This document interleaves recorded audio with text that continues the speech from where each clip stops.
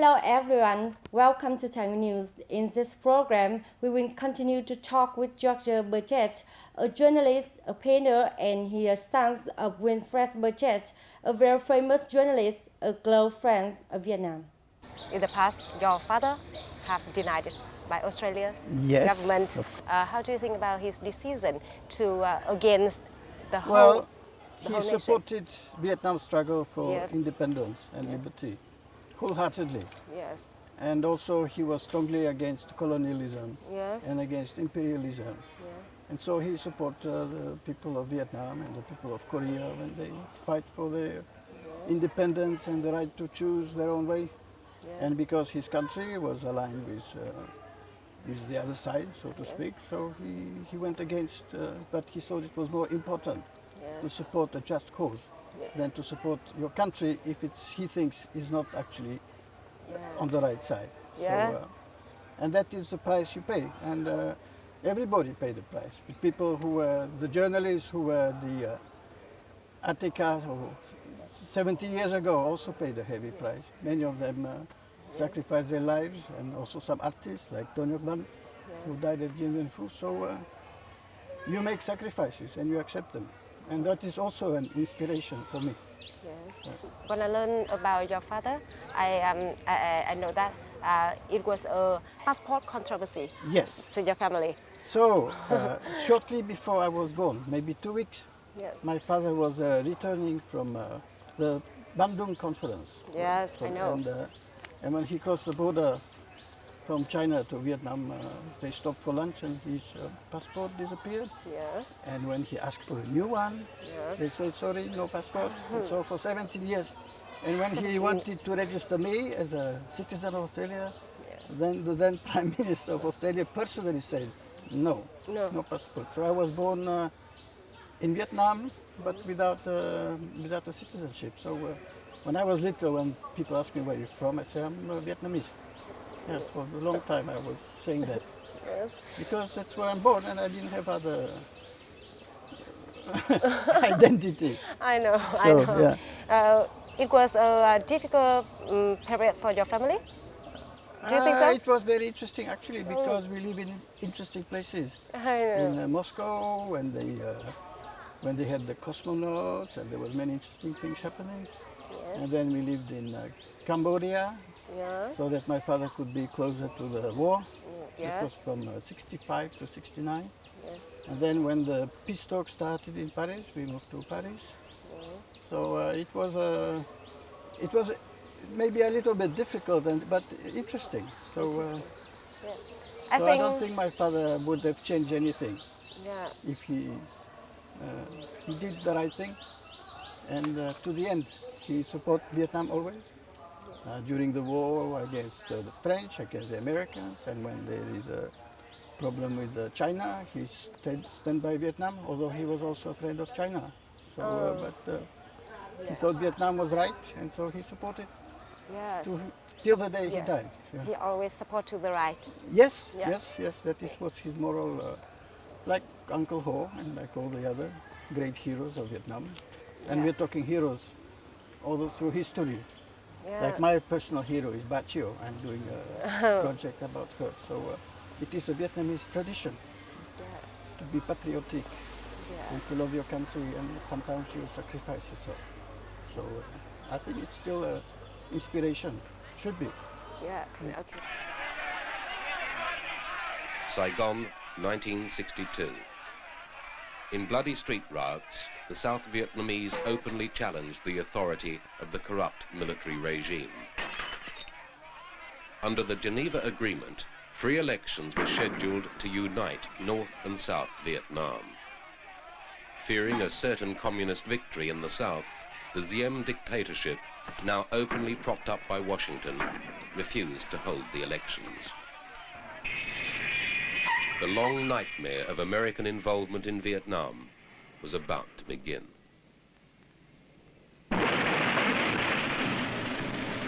Once again, Australia sent troops to fight with the United States. Once again, Wilfred Burchett found himself reporting a war from the other side.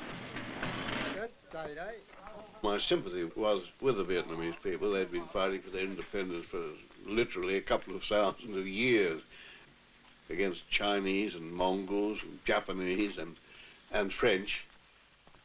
So when I heard there was fighting going on again, I wanted to go down and have a look at it, see for myself what was going on.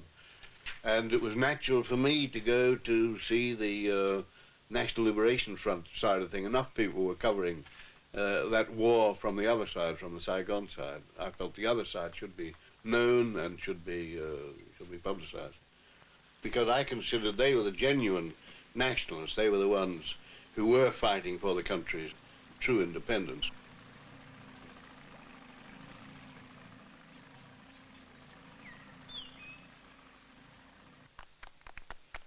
It was not an easy thing for myself at the age of 52 to get involved in doing what the guerrillas were doing, forced marches and living on meager rations. So I had to go through a training exercise to prove that I could march quickly, that my legs and muscles were still good, that I could carry a pack, that I could live on rice and very meager rations in order not to embarrass the people with whom I would be traveling.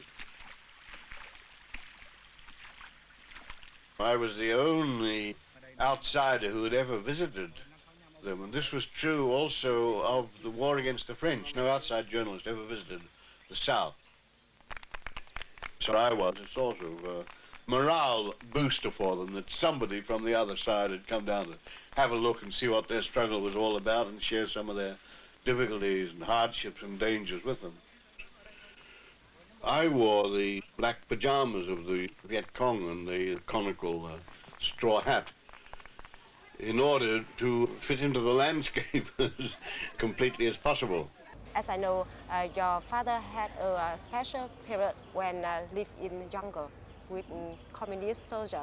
Yes, with the so-called Viet Cong, or Viet Cong, officially yeah. National Liberation Front of South Vietnam. Yeah. Yes, he spent 6 months in the end of 1963 and early 64.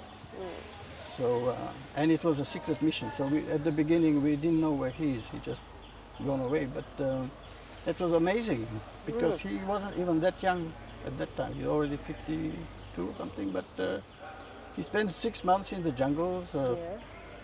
First in the Central Highlands and then near the Kuchi, and wrote a book that was very important.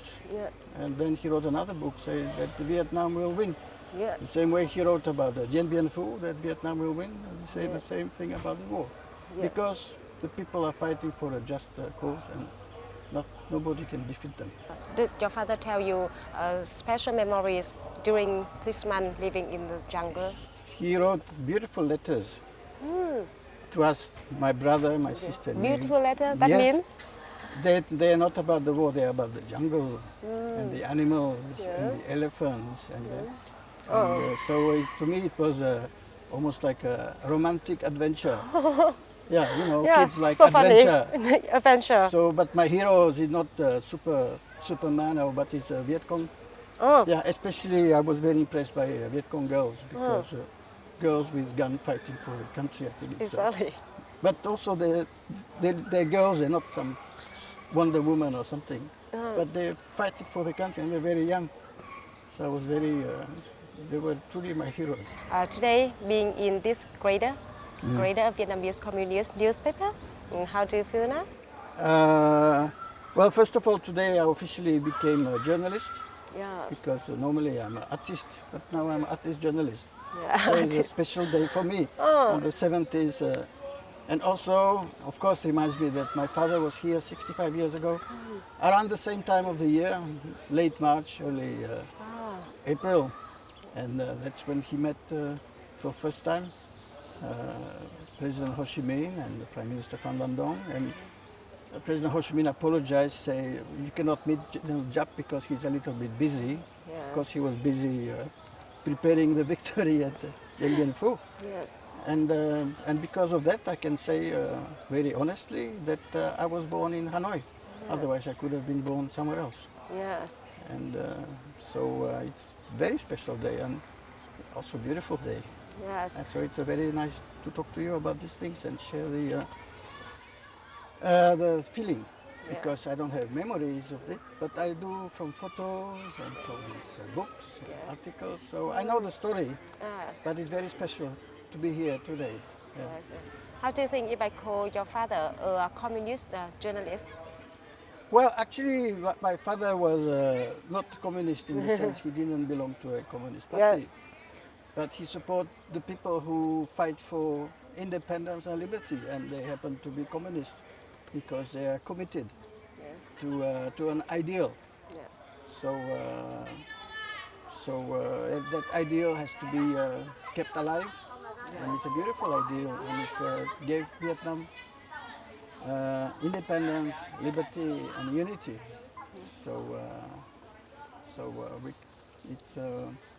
It's a great principles that everybody should support, and I certainly do. The talk with Dr. Burchett will be continued in the next program. Keep on watching. Now, goodbye and see you again.